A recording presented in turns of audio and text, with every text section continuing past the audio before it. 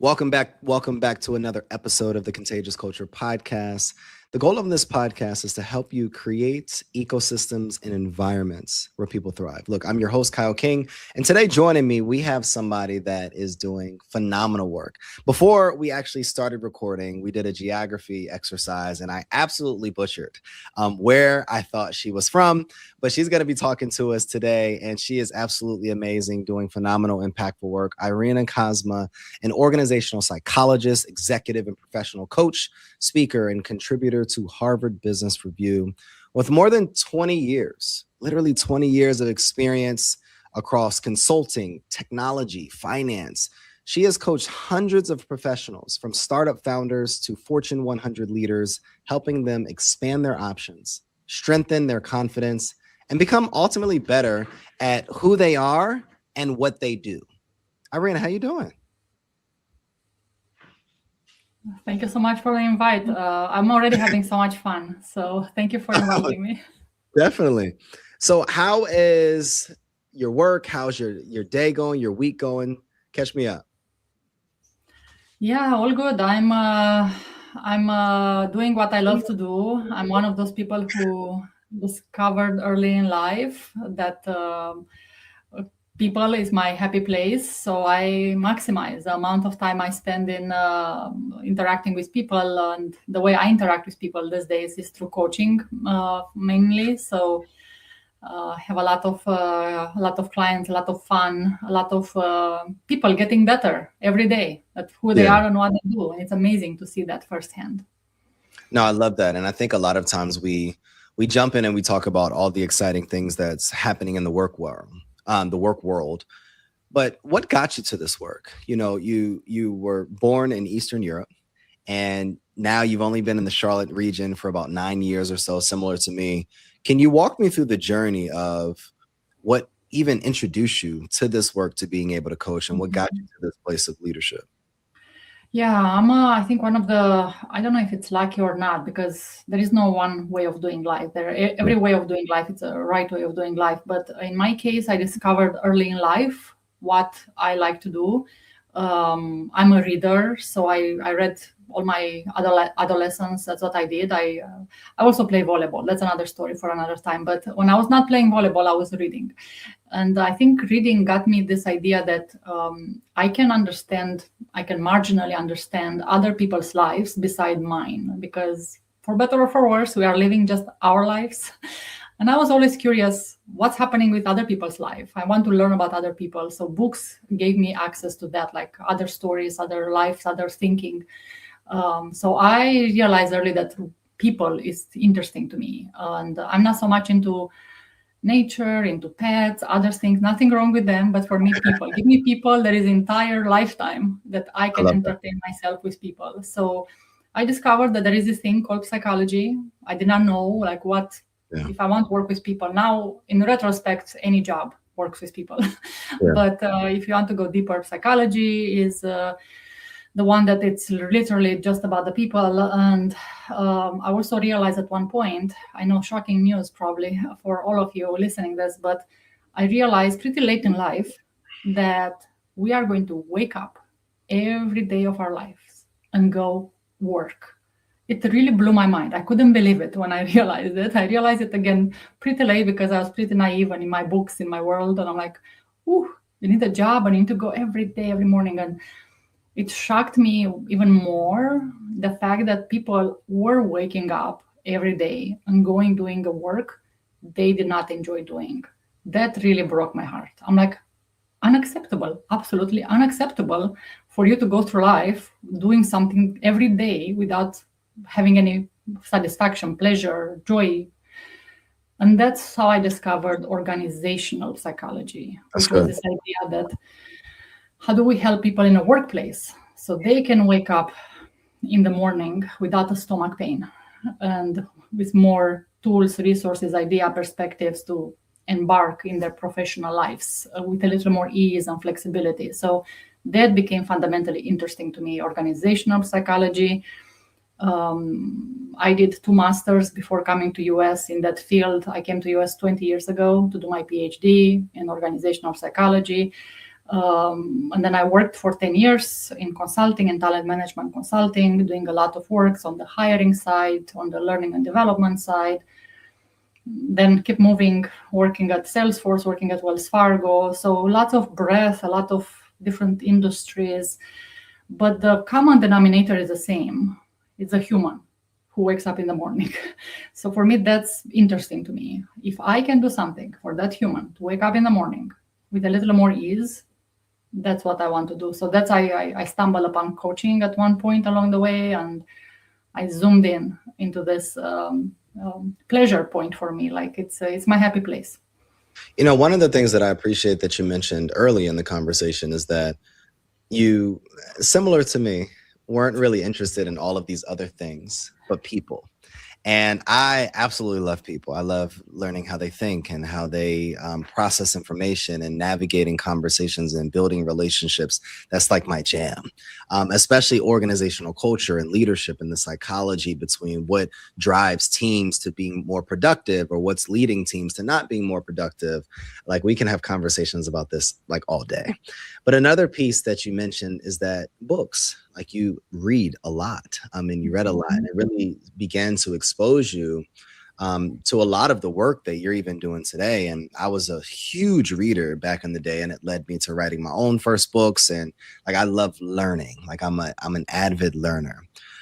So just for our audience purposes, what is one book that you believe has really transformed how you view the work that you do, or was really the catalyst to the work that you do today?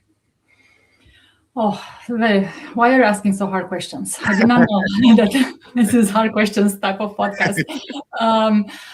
Hard to say, but I will maybe freestyle a little. I cannot give you one, but let me start by saying a category of books that really shaped the way I think later, like in the last 5 years or so. Yeah. And those are books written by scientists, books written by neuroscientists and medical doctors that talk about how the brain and how the body works. So lately, that's my favorite type of books to read. Only about, I need to understand how this brain works, because once you understand that, everything else becomes easier. So that's an entire category, and I would recommend to anybody to go and just go on YouTube and just search neuroscientist podcasts and watch people who are actually not people. And now I don't want to sound like condescending, but not people who did a certification in neuroscience, because they will learn something. I mean, I can do a certification, or I will learn something, I'm sure, but it's different when you talk with somebody who is doing deep research with the brain, and this is their life. So much more than we can learn from them. And I will just throw one name for now. I think the most famous person these days in this field is Lisa Feldman Barrett. She is the neuroscientist. She has a couple of books, not too many. I know she's writing another one, so I can hardly wait for her to publish her upcoming book. But the book, How Emotions Are Made, is powerful. So I love her work. She's amazing. Yeah. I was initially introduced to her by Stephen Bartlett. She spoke on his podcast. Just phenomenal. Yes. And she has a gift to explaining things simple that you feel like, oh, got it, I understand this. I'm a neuroscientist too now, So very, very nice how she talks about things. And I don't know, like for me, it took me, first time when I heard her talking, I was like, ooh, this makes so much sense. I couldn't tell you one thing from what she said, but while I was listening to her, it made so much sense to me. It took me a lot of repetition. So I watch a lot of podcasts with her. So now I know podcast interviews. Now I she kind of says the same things all the time, because there is no other thing to say than the thing that she knows, Exactly. Which is amazing, that consistency. So once you listen to her a couple of times, you can actually not just on the surface understand what she's saying, but you can actually assimilate and be able to maybe say to somebody else, teach somebody else. So it's so interesting how this neuroscience, for better or for worse, it advances pretty slow, like they're just still discovering things. It's a very new science overall. So it's not like every day it's a new thing that you need to rethink what you thought yesterday, but still it's like I would recommend to anybody to, if you listen to her once and you feel like makes sense, listen to her a couple of times, and then you'll really understand what she's saying. I love that. And, one of the things that I love about your work is that you talk about how millions of people wake up dreading their workday. And at one point in my career, I was one of those millions of people. Why do you think so many professionals, especially nowadays where opportunities are endless, feel so stuck in what they're doing? Yeah, I think the words I hear the most from my prospects are lost and stuck. So these are the words.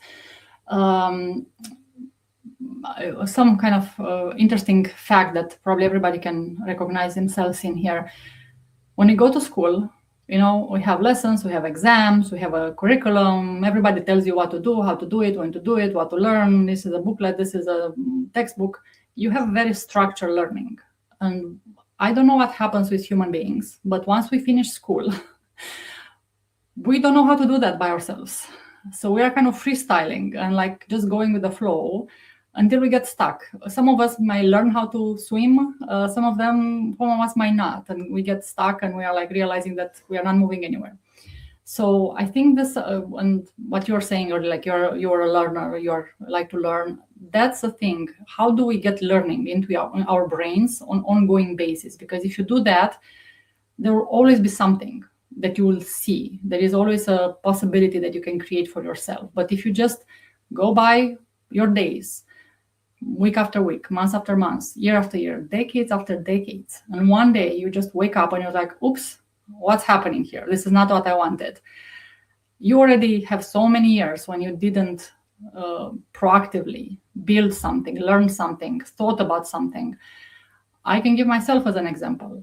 I remember at one point in my career, I don't even know how I wake up in one day, but I wake up metaphorically one day, realizing that years went by and I never thought, I just did.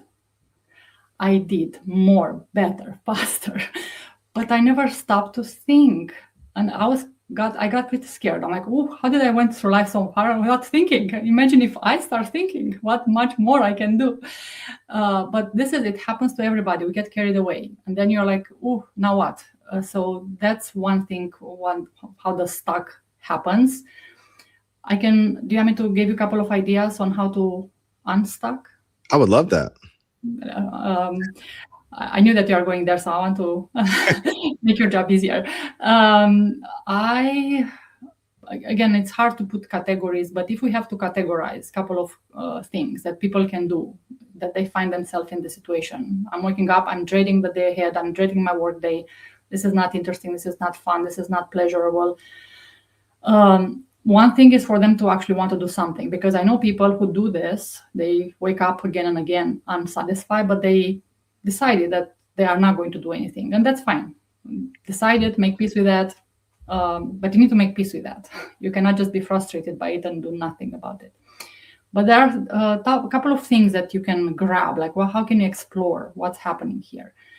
And the first one that I think many times people miss, people usually think, oh, I need a new job. Let me find a new job. And that is one of the options, but maybe not all the time the best option, the easy option, the first option. The first option is to be more inward looking and think, okay, how I can become better at who I am and what I do here today. I had clients who came to me and said, not just I want a new job, I want a completely different career because I don't like what I'm doing anymore. Like I'm waking up and I dread my day. Yeah. And through the work we did, actually they realized that it's not the career the problem. They were the problem because they were not opening their mouths to be assertive, to put boundaries, to delegate better, to do their job better. And once they learn to do their job better, I'm like, oh, I can do this. This is not a problem. I don't want to change professions. Yeah. I don't need to change companies. I don't need to change jobs. I just had to change myself. But that's one of the hardest one to do. I was gonna say, Irina, that is the hardest. And I think, one of my thoughts, as you were even explaining that, is people often jump to wanting to change bosses, change careers, change professions. Some people literally will even change their city. They will move out of, say, I need somewhere new. I need a new start. And they recognize that each boss is still experiencing the same things. Each city is still experiencing the same thing. Each relationship is still experiencing the same thing. And what I love that you mentioned is that before we could transform our lives externally, we have to look inward so that we can be the best that we can be. With somebody listening right now, what is the first step? Like, what is the first step with you looking in the mirror and saying like, hey, I need to change? Because that's a hard thing to admit. Yeah, so this is like, it's so hard. And what breaks my heart is there is a threshold between, again, people who come to me and people who come to coaching in general. They already pass a threshold. They already are aware and they identify and they want help and they are willing to do some work. So I think once you are on that state, things can smoothly go easier, not easy, but easier. For me, the question is, how do you get somebody to even consider or even, contemplate? Or that's the biggest category, like what you don't know what you don't know type of category, Of course. So I don't have a magic answer, but for anybody in like maybe somebody hearing now for the first time, I'm like, oh, maybe I do need to talk with somebody. The first thing that you don't need anybody to do this activity. What I will suggest you to do, and I did this also myself, ask for feedback from people that know you. So go and get some input, get some more data points. You think about yourself that you are wonderful, amazing, or you think about yourself that you are not confident and you are not a good communicator, or whatever you think about yourself. There are different ways of doing it. When I did it with a survey. I did it more formal, like survey, Google form, cheap, easy, free. Put two questions like when you think about me, what words come to mind, and that can be one question. Or what can I do better in the future to better myself?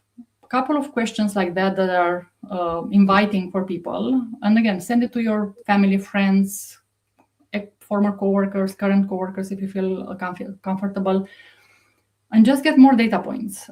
You can do it through a text message, you can do it through email, you can do it in a phone conversation. There is no excuse not to do it. There are so many ways of doing it, and you can do all of them. For different people, might do different modalities. Of course. But just get that information for you to get a more realistic perspective, and for you to understand, do the people see me like, I see me, what's a pleasant surprises, like many people are like, oh, people think that I'm like this. I never thought about myself like this. So good to know. Yeah. And the other way around. Oh, people say this. I'm not sure. I don't like that. Yeah. So start there with some self-awareness, self-reflection, and then you can again make a decision. Do you like what you are hearing? Do you want to become better at some of those things? I'm reading a book now. It's called A Man's Work or A Men's Work by Connor Beaton. And it's a phenomenal read. And earlier on in the book, it talks about how in personal development, there's Carl Jung, he's a psychiatrist, and he mentions that personal development and success is not defined by material or tangible goods or things, but it's defined in one word of wholeness. And earlier in the book, it talks about how personal development is not all about what you become. It's about what you unbecome. And this decomposing and decaying of the things that will not allow you to be able to move forward in life, to be able to become whoever you desire to become. And what you just said is so powerful, because you give other people the opportunity to give you the real lens of oftentimes what we hide or what we don't see, or what maybe those blinders are. One of the things that you've written about even is in the Harvard Business Review is radical career change. So I guess when we're thinking, like, once we do this activity and we have these changes that we've identified and we recognize that there's a difference between job change and career change, like, what advice would you give to someone that knows they need to make a change but feels afraid to make that leap? One answer, towards small steps. That's how you do it. But even that, and I know that article in particular talks about people who want to do a radical career change, but coming back to our conversation earlier, like if I have to put on the line the degrees of steps and how hard things are or what you can do. So we talked a little about changing yourself. So that's like if we do some concentric circles, like first circle is you. Figure it out what you can do better, different, because guess what? You are taking yourself wherever you are going to go next anyway. So that work is not lost if you do that work regardless of the other concentrical circles. But start with you, figure it out. Then the question becomes, do I need to change my team? Because there are people who have very difficult managers and it's not a good fit. So I'm not saying don't do that, just do yourself. No, all the cards are on the table. But these are the questions that people need to go through. Like, is it me? Is it my team? Is it my company? So go to another company, or is it full different career? So there are different levels, and you have to, if you can, work in parallel on some of them. Like better yourself. Try to see if you can find a way with your manager. Try to see if you can find another team in the same company. Try to see if you can get a job in a different company. And also maybe you didn't want it to be an accountant. Maybe you wanted to be a real estate agent. So if you can do it in parallel, this is the best way to advance multiple options at the same time and see which of them is actually the correct option. But if you decide that the career is a problem, like I had a client who, software engineer, Microsoft, amazing job, amazing company, great benefits, great salary. Like, what's wrong with you? Why don't you just stay there? And he's like, it's too easy. It's too comfortable. That's not what I want to do. I want to do something else with the rest of my life. What is it? To figure it out, what is it? That's the hardest part. And again, based on the risk level of everybody, people can move a little faster or slower. I always recommend slower better, but there is this period that I call go broad, a period of exploration, a period of research, a period of learning. If you can sit in that period a little longer than you actually want to sit, because you don't want to sit, you want to find an answer and jump. And I'm recommending to everybody, sit there a little more, try to explore 2-3 options, try to see where the energy goes. Don't pick the first option and jump. Make an informed decision. So coming back to small steps, I'm working now with a couple of clients, one of them banking, actually both of them banking. One, like banking, wealth management, funds, investments, easy. For like it's easy. Like I can do this with my eyes closed. Like what else there is in this life to do? And now he's exploring to become a helicopter pilot. That's where he is going. He didn't make a decision. Now he's talking with other helicopter pilots to understand what actually is that job. Can you make money? How fast can you? What type? There is so much data collection that you need to make. Another client that, again, still in banking operations, is like, project management, kind of boring. I want to be in learning and development. I want to deliver trainings. I want to speak with people. That's interesting to me. So now he's exploring how can do that jump. But everybody is doing small steps. Everybody's doing, this is, if nothing else, once you decide what, and this is like, you don't know what you want at the beginning, more often it's like, I don't like where I am, but I don't know what it can be. So push yourself to find a couple of things that could be, and go and explore them. And how you explore them is by talking with other people who do those jobs and collect more information. That reminds me of, when I initially moved to Charlotte, I was in the entrepreneurial space, and I really was like passionate about students and education. And I started reaching out to various teachers in my network and just kind of asking them. And I was like, I don't want to be a teacher. That's like not the life that I want. And I got into education, serving as a part of their after school program, and really wanted to be able to create these amazing experiences. And then through that, I started working within JA Biz programs. And again, these experiences and connecting entrepreneurship with students. And then there was an opportunity that following year to be a dean of students, which is an assistant principal at a charter school. And I was like, I have no idea what I would need to do this. So I started reaching out. I remember I reached out to 50 people in that specific field. And I reached out to them on LinkedIn, built a network. And it was simple 15, 20-minute conversations about like, hey, what is this role? What do I need to do to be successful? And how do my skill sets essentially transfer over into this role so that I could be able to still be me in the confines of what the job description is. Fast track, I excelled in that role, became a board member. All of these different things continue to accelerate by making a leap, but by recognizing and talking to people, by understanding who I was inside and the things that I needed to grow in so that I could be able to upskill myself professionally, but then also develop personally as well. So I love what you're communicating. Yeah, because it's in a way common knowledge, common sense. It's Yeah. not easy to do, but there is no other way. Nobody invented any other shortcut. There is no other shortcut. Like you have to do the work. You have to do the work.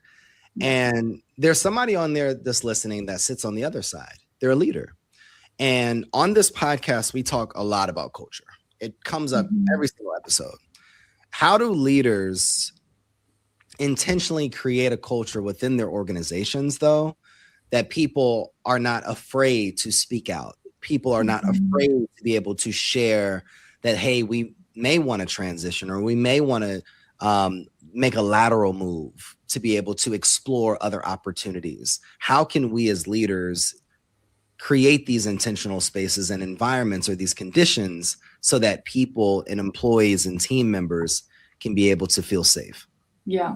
And I will add one more thing that they should be able to do, how employees can go and give feedback to that manager. Like, how do we reach that stage that on a direct report, especially if the manager welcomes and say, hey, give it to me, I'm here, I want to hear it. I know so many direct reports who say, no, nothing, you're perfect. I'm like, oh, I'm the first perfect human in the universe. Great to know. So how do we make that relation, that level of comfort? Again, no silver bullet, a couple of ideas. And I was not a perfect manager by any means. But one thing that you said intentional. So even that, like, can you not just be random in your team, but be more intentional? Two ideas that come top of my mind. One, this is something I did with every new team I ever got in my first one-on-one with them, because the first one-on-one sets the tone. Like how they say, it's hard to make a second impression. The first impression is kind of the one that sticks. So what do you do that first one-on-one? It's pretty critical. And for anybody listening to us, okay, it's not too late. If you're 3 years into a meeting with a team, like, you can still do these things. Besides listening them and their strength, ask about their strengths and development areas, ask about their aspiration, ask about their goals, ask about where they want to reach. And again, people might want to say, oh, I'm good here. I'm fine. I'm nothing. Just for them to feel like, oh, I don't want you to know that I'm looking to something else, So even there, see how open people can be. But the key in that meeting is for you to self-disclose. So for you to go and say, you know what, I'm working on a couple of things. And I know to all my teams, if any of my direct reports will ever listen to this, they can write back and say, yes, she told me that. I told them, I'm fast. I move fast. And when I do that, I do mistakes. Quality is not my thing. Speed is my thing. So you are going to see mistakes. When you see them, tell me. Because you'll help me get better. You'll get the product get better. But I will make mistakes. I already tell you. Another thing that I'm working on is emotional balance. I'm pretty passionate and I'm all in. So sometimes I need to pull back and relax. So I'm working on that. You, direct report, you are going to see it. Sometimes I'm zoom in and I will get triggered and I will get all over. Don't take it personally. It's me. I'm working on it. Not an excuse, but an explanation. And just know that I'm trying to get better at this. And if you can point it to me, it's going to be the biggest favor you can make me, because I might not be even aware that I'm doing it. So that first one-on-one is crucial for you to share something about yourself, also beside very good listening. So that is one way to set the stage. The other one, another activity that I like to do is a values exercise. So there are some free surveys online, but if you want people to what a value is, but you can ask the team as a pre-work, uh, before a team session to go and reflect about their values. And ideally send them to you in advance so you can categorize them and classify them a little. But fundamentally have everybody in the team come and say, these are my values. So people will come and say, my top 3 values, family. Family is a top value for me. So work is not the only thing in my life. So when you see me closing the computer at 5, you know now why. Because I go home with my wife and my kids, and that's very important to me. Or I had a direct report that she said she likes harmony. So she likes things to be nice, and she, when she smells conflict or difficult conversation, she is running the other direction. So good to know. This became a joke in the team. Whenever we got a little more tense, we were keep saying, "Oh, let's remember the team member. Like she doesn't like conflict. Like let's get back to harmony as soon as we can." It was more like a joke because there is a role for conflict in teams also. But we knew things about each other. I disclosed my values. So that session, it's also very like setting the stage for what type of team do we want to be. And even this conversation, you'll notice some people have very similar values. And there are some values that are very like, let's harmony. And some other people might have competitiveness or being direct or being assertive, or, so some values are like, oh, so just know if I do this, is because for me it's important. I need to remember that for you it's not a deal breaker actually. So this type of conversation early on, but again, it's never too late to set the culture intentionally, like this is the type of team I want to be here. I appreciate you mentioning that. And there is so many complexities when we just engage with human beings in general. There's so many experiences that shape us. But one of the things that you have that is different than a lot of people that I talk to is that you've lived and worked in multiple countries. And that has provided, I'm sure, a global landscape or some global experiences that have shaped how you view leadership as well as culture. Can you talk to that a bit? Yeah, great question. And even me with myself, I contemplated what's the answer to that question for myself, first of all, because sometimes I'm like, oh, I did this stuff. I don't know how is that useful to me. Like, was it useful to me? How it was useful? And to this particular question, my realization, again, pretty late in life, was that going in different places and have to start from scratch all the time and never knowing anybody and always building and always moving, always adjusting, made me very, very, very easy to adjust to change. So change is not a thing for me. Like when I hear people, oh, we change again. Oh, what if I lose my job? Oh, if that, I'm like, you start all over. What can you do?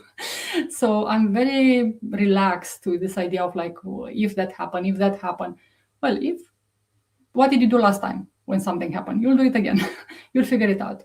So this created a little more flexibility in how I approach life for myself.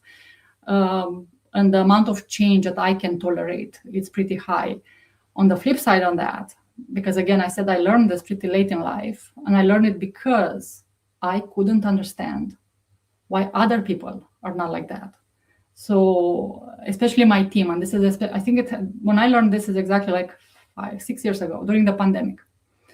So during the pandemic, where everybody was panicking and everybody was, for different reasons and for good reasons, health reasons for sure.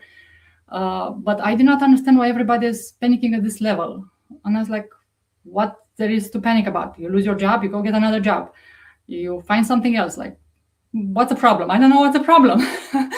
So that was when I actually realized that my tolerance to ambiguity, to change, is different, and I should pay a little more attention to other people's level of tolerance and try to meet them a little more where they are, because I think I came across a little more like, a lack of empathy probably, because for me it was like another change. That's such a good realization. And for people listening in, there's been so many gems left in this conversation. And one of the gems that I just want to highlight that we mentioned earlier is that we can't become the best leaders, the best professionals, the best teammates until we become best selves. And in order for us to become our best selves, what you mentioned is that it requires us to go through a revealing and an unpacking process on who we are. And even layering that even more, it requires potentially even inviting other people as a part of this unpacking and revealing process so that we can, in fact, understand what are our blind spots, where are some of the potholes, and then filling these potholes over this period of time in this process so that we can show up as our best, so that we can produce our best for the organizations that we're serving. If you could leave leaders with one idea, like if you could leave leaders with one idea about expanding, let's say, possibilities, whether in their life or in their career, what would it be? I would say maybe mirroring what you said. Everything starts with you. If you are not in order, nothing else can be in order. So, I mean, even today, I talked to somebody on one of clients that I talked with, and leaders sometimes, I mean, this lady literally said, "Oh, I feel guilty to take this time for myself. Like I usually don't do that. It's all about the team. It's all about how team can grow, how team can develop, what opportunities I can find for the team. It's always about them. I never think about me." And I'm like, "Oh, that's a problem. You need to think about you too. Like, it's not going to be a perfect balance, but it cannot be like this. It needs to be a little more balanced, that equation." So if you as a leader pay a little more attention, more awareness, be more intentional, everybody will benefit. It's not selfish. The way I say it's good selfish. Be good selfish, because if you get better, everything around you gets better. So you're not taking away from anybody anything. You're just getting better yourself, and that will reverberate in all of your conversation and in the organization. So don't feel guilty. Like this is I hear it all the time from my leaders. Like, I feel guilty. It's not about me. It's about them, and I don't have time for me. I'm like, oh, who's going to have time for you? Like, I love that. And Irina, this has been such a great conversation. I believe that it reveals so much in the work that we have to do personally, the work that we have to do inwardly, as you mentioned earlier, in order for that success or that productivity or those results, those measurable results, to be showcased externally. Irina, where can we find you? How can we continue to support you? And what's next for you as well? Yeah, please everybody follow me on LinkedIn. I'm a recovering introvert, and I'm trying to find my voice. And LinkedIn is where I live this moment, and try to find my voice on LinkedIn. So please join me and try give me some feedback. Happy to have the conversations with you. And what's next for me? It's a book. I'm writing a book. It's going to take a second. Don't hold your breath. It's going to be probably it's 2 years away from having it in your own hands. But I'm in the process of finding a publishers for it. I have the infrastructure, the nuts and bolts of it, but I need to find a good publisher and put the final touches on the book. And the book is about possibility thinking. It's fundamentally about what we just talked at the beginning, is some ideas, some strategies for people to wake up in the morning having more power, empowered, more autonomy, more ownership through their work life. So that's what the book is about. I love it. I love it. Anybody listening in, if you enjoyed this podcast just as much as I did, I want you to write a review. I want you to share it. I want you to like it. And I want you to prepare yourself for the book that is getting ready to come out. I want you to go follow Irina on her LinkedIn platforms and support her, shower her with love, and be able to do one thing. Go inward today. Understand who you are, understand what you need and where you need to grow so that you can show up as the best person, so that you can be the best leader, and so that you can be able to continue to create the most powerful impact. One of the questions that we also ask on the Contagious Culture podcast for our listeners is, what type of culture are you spreading? The energy you bring is the culture you create. Go make yours worth catching. We'll see you all next episode.